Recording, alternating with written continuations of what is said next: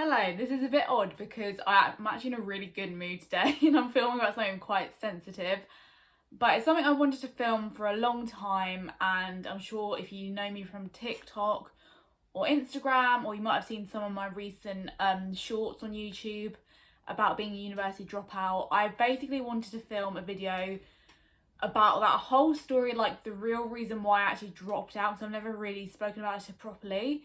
So yeah, I will leave timestamps down below. I feel like this video is going to be a long one, so if you only want to watch certain bits, that's absolutely fine. But yeah, please like and subscribe if you like this video, and let's get started. Whew, as I said, I'm in quite a good mood because Union J have just announced that they're doing a reunion tour, and I'm living for it. But yeah, as I said, I really wanted to film this video. I've wanted to for a long time, but just always put it off. And as I said, most people probably know me from TikTok, especially, about being a uni dropout. And I feel like now, as I said, I dropped out of university literally 3 years ago this week, pretty much. And I feel like now I've come through it. I've gone to the other side. I've actually graduated now.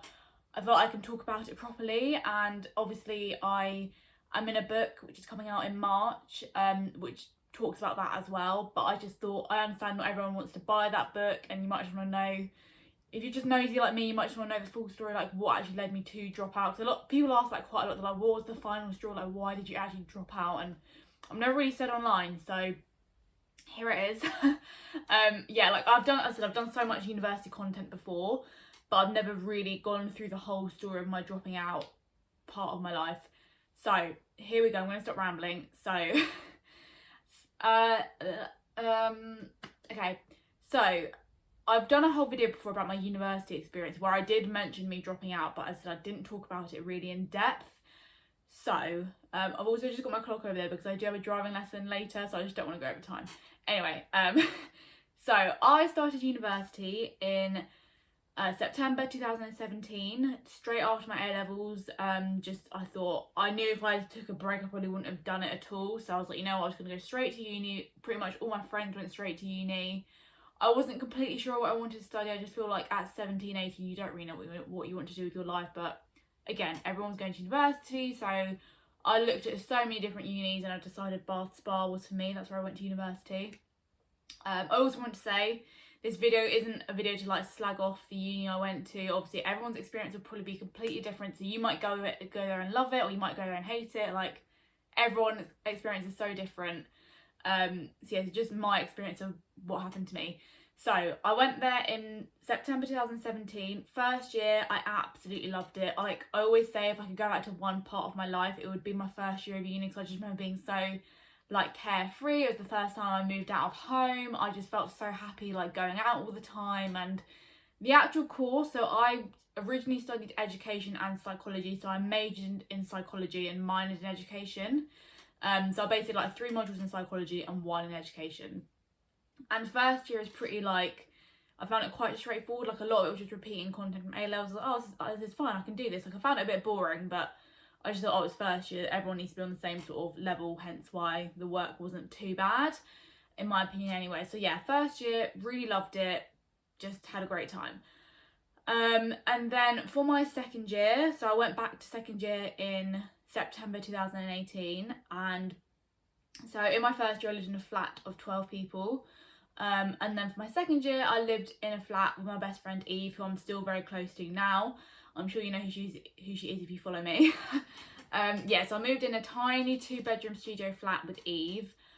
We just didn't really get a house sorted for us, which was fine.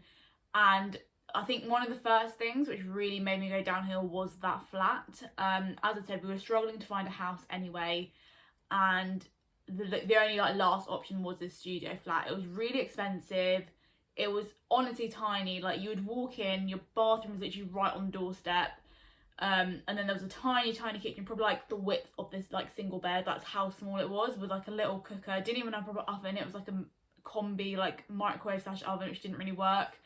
Yeah, there was nowhere to sit and eat. There was nowhere to there was no living room. As I said, it was just literally a corridor to the kitchen, and then either side of the kitchen was our bedroom. So we both had double bedrooms, which were decent size, but the only places we had windows was in our bedroom. So in the main area of the flat, obviously, where we would share the space, there was no windows, so it was so dark and like dingy. And I lived in Green Park, and I don't think it's actually student accommodation anymore, but where I was, the like flat basically looked onto all the other like buildings around you. Like there was just no nice view really. And I remember Eve's mum saying, oh my god, this is like a prison. And you know, that's what it felt like.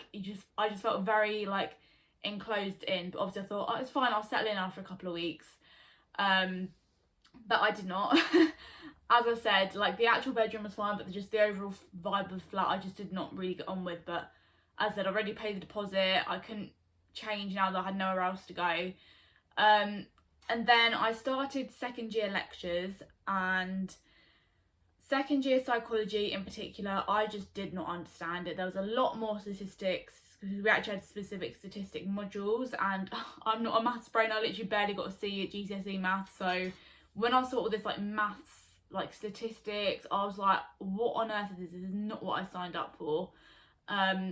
So yeah, as the weeks went on, I really started to struggle with the workload, and it literally got to such a toxic point where I was waking up like honestly like 6 in the morning, so I could, like, my university would like upload the lecture slides either the night before or like the day of.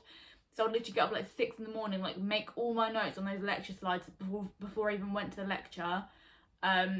So yeah, that obviously really impacted my sleep. So yeah, I was up so early, like just trying to like, because I didn't understand it, I just felt like I had to really overwork myself to understand it, which didn't even work anyway. And then it got to a point, I'm gonna put in a trigger warning here, of like sickness. Then it got to a point where in the mornings, because I was so stressed and anxious and in a horrible state of mind, I would vomit before I went to university. If you like have that symptom of anxiety, you'll know exactly what I mean. But it's something I suffered with ever since school, and even now, if I've got something particularly anxiety inducing that day, I will feel nauseous. Definitely not as bad now, like I don't actually throw up from it anymore. But yeah, basically every morning, if I had an early lecture especially, I would be sick before I even left the house. Like I couldn't keep my breakfast down. There was even a time where I was on the bus and I had to run for the bus because I was going to be sick. Yeah, it just was not a very nice time. So obviously I told my mum about this at uni, and she was like, you need to go back to the doctors, because that's what happened previously when I was at school. I went to the doctors and they gave me therapy and stuff. But obviously I wasn't like under 16 anymore. I was like 18, nearly 19. So that meant I was in like adult services. So I went to uni and the doctor said, has this happened to you before? And I said, yeah, when I was in school, the exact same thing happened. And he was like, okay, so what actually helped you? And I said, well, therapy was a huge help to me. So he did refer me to therapy, but as I said, because I was like classed as an adult, the waiting list was just horrendous. And I did go to like one group therapy session, but didn't really help me. It just felt very like something that had been read out of a textbook. Yeah, so went back to the doctor. I was like, look, this referral just isn't good enough. Like, as I said, this group therapy is not doing much for me. And I did have a telephone appointment as well. So this was like 2018, so telephone appointments weren't really the norm. And I remember just filling out this questionnaire, just saying how low I was feeling and all this. And I just remember the woman on the phone saying, wow, you've got a lot of problems going on. I was like, thank you for that. I could have told you that myself. Like, and she was like, well, we will get you a like single consultation, but there will be a wait. I was like, okay, great. So I went back to the doctors, and sort of between that, as I said, this part of my life is quite fuzzy because my brain was just all over the place. But in that time period when I was feeling really low and anxious and everything, I think it was like 3 or 4 weeks into term, I was sat in a seminar, and as I said, it was a statistics seminar, and I didn't understand what was going on. And I just feel like at university, so many lecturers are like, oh, you can learn it yourself, just go and read a book about it. That's how I really felt. And I asked him like for help, and I just still didn't understand it. And I just sat there in this computer room, and I just knew it was coming. I think if you've had a panic attack before, you'll know what I mean. Like, you just feel like your brain is out of control. And my breathing started getting really sort of funny, and I was like, oh my god, I'm just like, Kira, just stay calm until the end. But I don't even know if I asked to leave the room, but I just remember packing up my bags, and I walked out, and luckily my student advice centre was like quite near to the building I was in. And I literally just ran into like student mental health services, bawling my eyes out, really out of breath, like having a full-on panic attack. And luckily there was a woman there who was like a mental health first aider. So luckily there was a room free, so she took me in, and I couldn't really talk. I was just hyperventilating. It was one of the worst panic attacks I've ever had. Like, I think in my life I've probably had like 3 full-on panic attacks, and I've definitely had anxiety attacks in between, but the 3 worst ones I've had, like, I can remember quite clearly. So I was in this little room, I don't even know how long, it felt like half an hour, couldn't really breathe, and the only way I could literally control it, she's like, Kira, just literally make your hands into a fist. Like, I was literally doing that for like ages, because that was the only way I could sort of control my body and just all this adrenaline going in, like, in me. And she was like, Kira, I think you're having a panic attack. And I'm like, yeah, I can kind of tell that. So yeah, we just sat there. Then after I sort of came out of it, we did talk what was going on. And I just said, I'm really struggling with the workload. I miss living in halls. And yeah, I just basically said how I felt. And she goes, have you been referred to counselling? I said, well, I have been to the doctors, but there's a really long waiting list. And she goes, well, we do have our own services that are separate to the doctors at the uni. I was like, okay. So I had to fill out a form online for like student counselling, and the waiting list was 8 weeks long. So you can imagine I didn't really have much support in those 8 weeks. Again, I kept going back to the doctor saying like, I'm still not good. And he gave me anti-depressants. I'm not going to say the name of them. I don't want to like put anyone off the ones I took, but he gave me one set. I took them for 6 weeks, did not do anything. That sort of 6 weeks I was on them, I don't really remember anything that happened to me. Just all my friends sort of said I was just really like out of my head. Like, it was like, I remember my friend Eve always said, it's like there was a light was on, but no one was there. Like, my focus wasn't there, so I couldn't focus on my like degree. I just had headaches all the time, and even mum says apparently I rang her saying it just feels like I've got bubbles in my head. Like, I don't even remember all this. It's really bizarre. Yeah, so that whole sort of period from like probably October to December, I just don't really remember, which is quite scary, I think. But I think when you're in such a depressive, anxious episode, you do kind of depersonalise and disassociate, and you just don't remember what really happened to you. And then student support were like, well, whilst you're waiting for counselling, please just come to us and talk to us anytime, because there's always someone in the office that you can talk to. I was like, okay, fine. So I usually after psychology lectures, I would go up there and just say how I was feeling, how I felt really sad and down. But the problem was every time I went, there was someone different to talk to, so I had to explain like my whole life story again. And they asked me about if my parents were divorced, so I had to explain that story like a million times. And I remember one of the guys was actually really good. He was like an older man. He was like, I can really tell you like grieving your first year, and I think that's what I was going through. I said, because I went from living with like 11 others to 1, it was just such a shock. And as I said, the workload in second year got much more, so we weren't socialising as much. And yeah, I think just over time I became very, very isolated. I then did start with a regular university counsellor. I think it must have been a couple of weeks before Christmas break. And she was just a very hardcore counsellor. Like, she just asked me all the horrible questions I didn't want to be asked.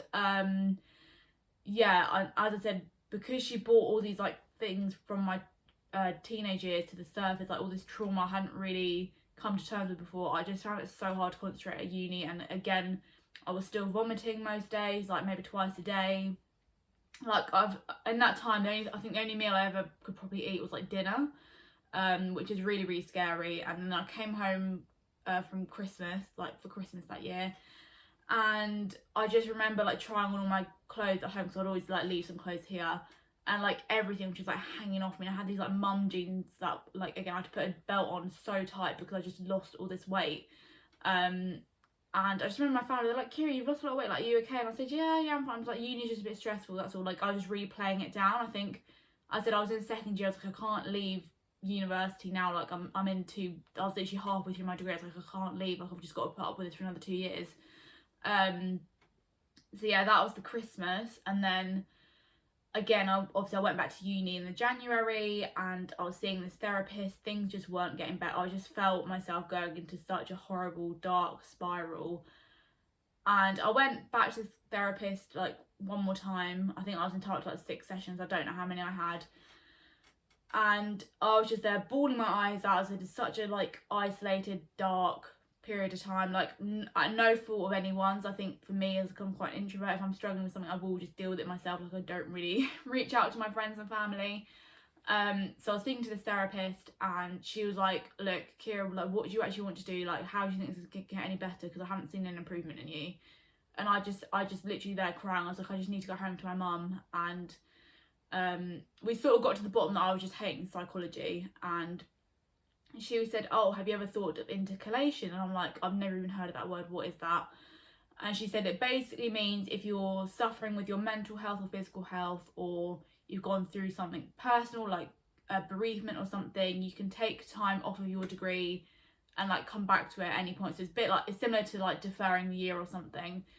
So she gave me all these forms, and as in my head was just exploding with all these options, like whether I should just drop out or intercalate, like take time off, because I said I wasn't getting any better. I was struggling so much with uni. I just, you know, when you get to that point, if you're struggling with mental health, you're just thinking, does my brain actually work? Like, I was just so overwhelmed with life. And I went back home to mum, and that weekend when I came back in the January, I was just like, mum, I literally can't cope anymore. I just don't know what's wrong with me. Like, oh, it's just horrible, like going back through this.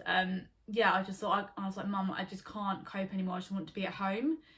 And mum was like, well, what do you mean you can't? And mum was thinking the same. She's like, but you're in your second year of uni, like you can't just like drop everything and leave, sort of thing.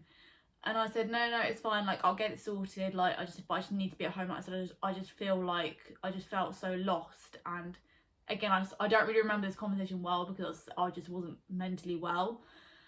But she was like, right, go back to uni, give it another week. And if you really want to come home, I'll pick you up and move you out, sort of thing. So.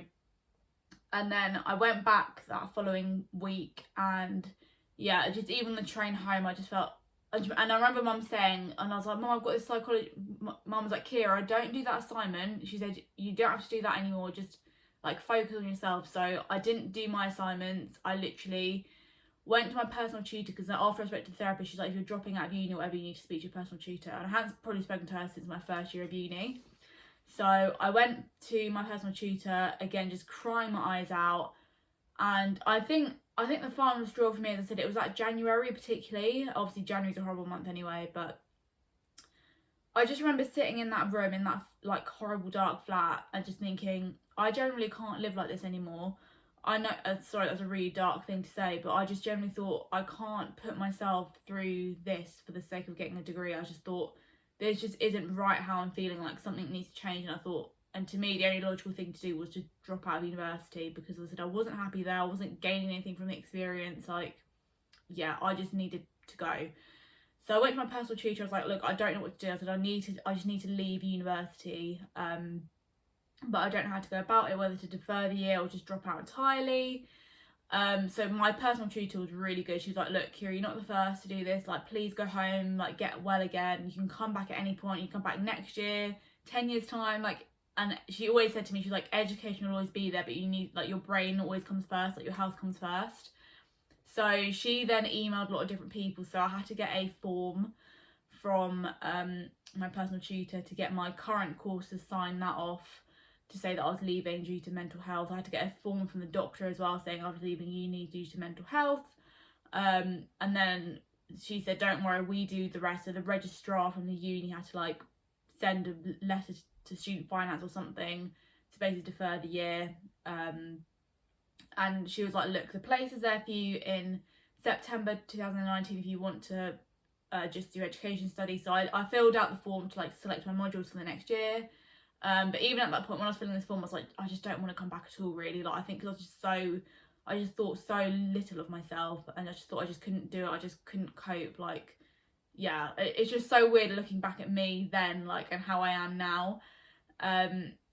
So yeah, that was it, really. As I said, I think the final straw was just sitting, and when I went back to uni in January and nothing felt better, I just thought I'd been through months and months of just feeling horrible, feeling like physically ill due to studying. And I just thought to myself as well, like, I was like, I don't need to be at university. Like, I know everyone goes, but I've struggled with my mental health all throughout school and education. Like, I don't, like I said, I know in the UK it's compulsory to be in education till you're 18, but I was like, you know, I don't actually need to be here. So I came home, like, so about a week later, mum drove up and we moved out of the flat. And luckily, because it was like a student accommodation owned flat, I could just cancel my lease, and they just said, because you're leaving due to medical things, you don't owe us any more rent or anything. they were like, you can just sort of go. So I was like, thank God for that. Because obviously if you leave university, your student loan gets suspended. So I was thinking, how am I going to afford the rent if like I'm not even living here? But I said, luckily it all got like suspended, and I didn't have to pay anything back until I earned the actual amount now. So yeah, I packed up all my things, left university, very, very sad. And mum was like, well, what are you going to do now? She's like, are you going to go back on, you're going to try medication again? I was like, I just don't know. I said, I was just so lost in such a horrible, dark place. Then it was my birthday, so that's how my 20s started. Yeah, I turned 20 when I dropped out of uni. And yeah, as I said, I just remember like feeling so lost, and I even like struggled to like hold conversations because I was just so confused in what I was doing in my life. And yeah, it was just a very weird headspace. And like I came home, and obviously all my friends were either in full-time jobs or they were still at uni. And I just thought, you know what, I just need to get a job. I was like, I don't really care what it is, I just need to be out the house and just in my own brain. So I applied for a few jobs. Back then I'd done a lot of like work in childcare, so I was like, you know what, I know what I'm doing in a nursery. So I applied for like one of my old jobs in a nursery, and I worked there for about 6 months, just whilst I was figuring out what to do with my life, and it was quite good money, so win-win really. And then I went back to the doctors, tried different antidepressants, but they just made me feel even more horrendous. Like, I don't even want to go into that really, but I just figured out antidepressants just don't do anything for me, which is absolutely fine. I know they work really well for some people, but for me, it just gave me more side effects that I didn't need. So I stopped with those. Again, I did have a lot of thoughts initially when I first left uni that I was such a failure. Like, what am I doing with my life? Like, I can't live like this, like horrible things like that. But I think once I went back to my therapist, who I knew when I was like 18 before I started uni, I saw her like once a fortnight for the whole time I dropped out of uni. So she lives like quite local to me, so it's quite easy for me to get to her and stuff. So once I saw her, I finally saw a light at the end of the tunnel. Like, I just felt like someone was actually listening to me and helping me, rather than when I was at uni I was just being passed from person to person, whereas when I was at home everything was quite kind of level, and yeah, everything just felt like it was back on track again. So yeah, I said I went to therapy once every 2 weeks, but she gave me like a lot of homework to do on those 2 weeks off, and because I was only working part-time, like I could really just sort of focus on my brain and just get better really. As I said, I'd lost so much weight, and yeah, I think over time, as I said, I dropped out in the February, and I feel like by sort of May, June time, I just felt more like me again. And I still went back to Bath to visit my friends who still lived there, so I didn't feel like cut off from my uni life, because I still had the decision at the end of the 6 months, like, am I going to go back in September or am I not? So yeah, so as I said, in those sort of few months, even though it was a really difficult period of time, I think I've realised then, I was like, my whole life doesn't revolve around studying. As I said, I was only working part-time, a bit like what I'm doing now. I was like, you know what, I've got so much more free time, I can actually go and see my friends. So I had so many like nice memories, like sort of me and Heidi, one of my home friends, we went and did fun things. We went to see our friend in Winchester at her uni. I did like weekends away and things like that. So even though I was just so lost in myself, I did a lot of nice things back then. And I went to see my godparents. That's the last time I saw my godparents, in 2019. So yeah, I think I do look back on that time almost with fondness in a way, because I went back to Ireland as well to see family. So yeah, I look back on that time and I was like, do you know what, even though I was in such a state, I still did some really nice things. So yeah, it's quite bittersweet, because as I said, I was in quite a dark space mentally. But yeah, obviously August came around and I was like, right, I need to figure out if I'm going to go back in September or not. And as I said, I didn't love my job. Like, it was okay, the money was good, but I just knew working with like young children wasn't really for me. But I still got a 6 month work experience in a nursery, which is like better than nothing. And all the women there were really supportive of me and what I wanted to do, because I was very transparent with them. I was like, look, I've dropped out of uni, I don't really know what I'm doing, but I just need work experience. And they were like, fine, whatever. So yeah, so it got around to August, and I was like, because I just felt stronger in myself, I started going to the gym in that time. Like, I was never into fitness before I dropped out of university, but one of the doctors actually, when I came home, he was like exercise can actually be more effective than antidepressants in young people. So he was like, try and join a gym and see if that helps you. And honestly, it really did. Like, it got my appetite back. I just had more energy, and I also had blood tests as well because I just felt so low. I was like, what is wrong with me? And like my joints always ached. I was like, oh, what is wrong with me? But I had a vitamin D deficiency, and that actually makes sense because obviously vitamin D comes from the sun, which I was not getting much of in that flat because we had like no windows, so there's no wonder I had really low vitamin D levels. So took my vitamin D tablets, felt more energetic. So I remember, even though I was only working like 4 hours a day, I had to come home and like sleep for an hour because that's how exhausted I was. I thought, is it just depression that was making me feel like this? But it was the lack of vitamin D. So I still take vitamin D supplements now for that reason. So yeah, and then after the antidepressants didn't work, I was given beta blockers, which help with like anxiety symptoms. I used to get like every morning I'd wake up with a really tight chest, and it just felt really uncomfortable. And I started taking the medication, which made me feel better. And then eventually I just stopped taking it. Once I felt like stronger in myself, I was like, you know, I'm going to try living without them. And yeah, it worked. So yeah, things did get better. It took time, but they definitely got better. And yeah, the title of my book chapter is actually called Not a back step, but a side step in a better direction. And that's what my therapist said to me on like one of the final sessions before I went back to university. She was like, you haven't gone backwards, you've just taken a sideways step in a better direction, which is just the perfect way to sum it up. Like, even though I took 6 months off before I returned to uni, it wasn't a back step. I wasn't like regressing or anything. Like, I just went a different direction, and that's completely fine. So I went back to university, and because I had all my credits from my first year, I didn't need to repeat that because the courses changed anyway. So I think they said as long as you had credits from your first year, I could just repeat second year. And again, because I left on medical grounds, I could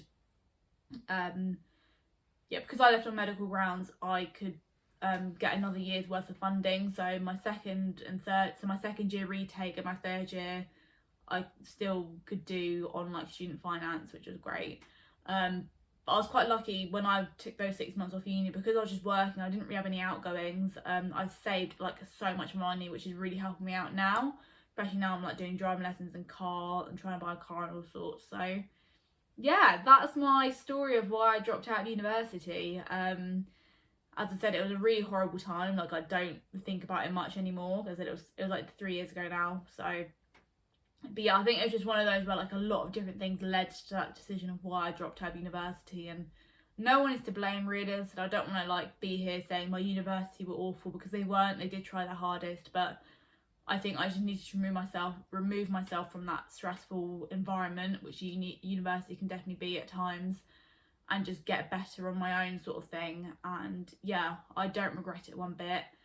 If anything, it made me stronger that I dropped out of university. And yeah, I finished with a 2-1 degree last year. So everything happens for a reason, and I wouldn't have written in this book, I don't think, if I hadn't dropped out. I'd probably still be miserable now if I didn't drop out.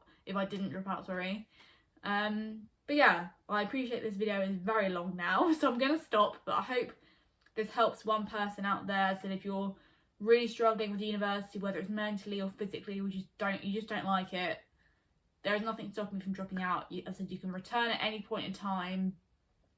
Yeah, you are more important than education, put it that way. So yeah, that's the story of me, who dropped out of university 3 years ago now.